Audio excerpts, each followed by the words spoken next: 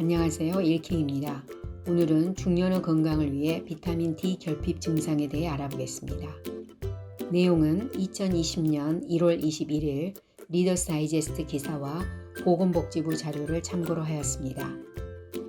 2015년 보건복지부 보도자료 내용을 살펴보겠습니다. 국민건강보험공단이 2009년에서 2013년까지 건강보험 진료비 지급 자료를 분석한 결과에 따르면 비타민 D 결핍으로 인한 진료 인원은 2009년 2027명에서 2013년 18,637명으로 4년 동안 9배 이상 증가하였다고 합니다.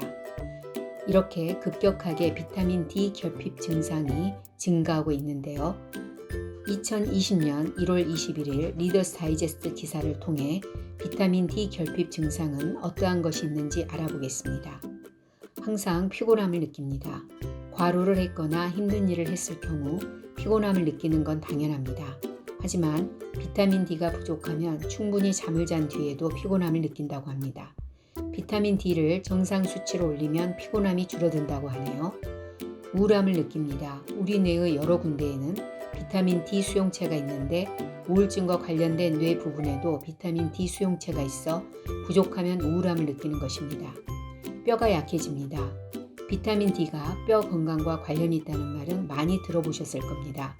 비타민 D가 부족한 성인은 특히 겨울에 근육이나 뼈에 통증이 있고 아침에 일어날 때 관절이 뻐근한 증상이 있습니다. 발기부전과도 관련이 있습니다.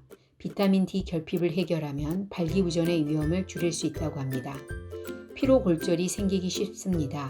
피로골절이란 뼈에 지속적인 스트레스가 가해져서 발생하는 경미한 골절을 말합니다. 과격한 운동을 하는 사람들은 피로골절을 줄이기 위해 더 많은 양의 비타민 D를 먹어야 한다고 합니다.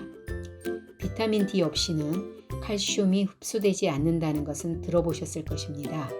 뼈 건강을 위해 비타민 D와 칼슘 둘 다 부족하지 않도록 해야 합니다. 비타민 D 부족은 운동과 근육 기능에도 영향을 줍니다. 격렬한 운동 뒤에는 몸에 염증이 생기는데 비타민 D는 격렬한 운동으로 생긴 염증을 없애주고 빠르게 회복하도록 해줍니다. 밤에 숙면을 취하지 못합니다. 수면 장애가 있는 사람들이 비타민 D를 섭취하면 수면의 질을 개선할 수 있습니다. 감기, 독감, 바이러스에 걸릴 가능성이 높아집니다. 비타민 D는 면역 체계와도 관련이 있는데 비타민 D가 부족한 성인은 감기, 독감과 같은 급성 호흡기 감염증에 걸릴 확률이 58% 더 높아진다고 합니다. 참고로 비타민 D 결핍 여부는 혈액 검사를 통해서 확인할 수 있습니다. 다음은 보건복지부 2015년 자료에서 비타민 D 결핍 예방과 치료법을 알아보겠습니다. 비타민 D 결핍 예방을 위해서는 하루 15분 내지 20분 정도 햇볕을 쬐는 것이 비타민 D 생성에 도움이 되고 너무 강한 햇빛이 있는 낮 시간 외에는 팔과 다리를 햇빛에 노출하도록 권장하고 있습니다. 비타민 D가 풍부한 식품으로는 연어, 고등어, 청어, 정어리 같은 기름진 생선과 대구 간우, 달걀 노른자와 버섯을 들 수 있지만 비타민 D는 대부분 태양 광선에 의해 만들어지며 식품으로 섭취되는 비타민 D는 많지 않습니다. 비타민 D 결핍이 심한 경우는 의사와 상의하여 비타민 D 보충제를 복용하는 것이 필요합니다. 비타민 D와 관련이 높은 골다공증을 예방 치료하기 위해 하루 800IU의 비타민 D 섭취를 권유하고 있습니다.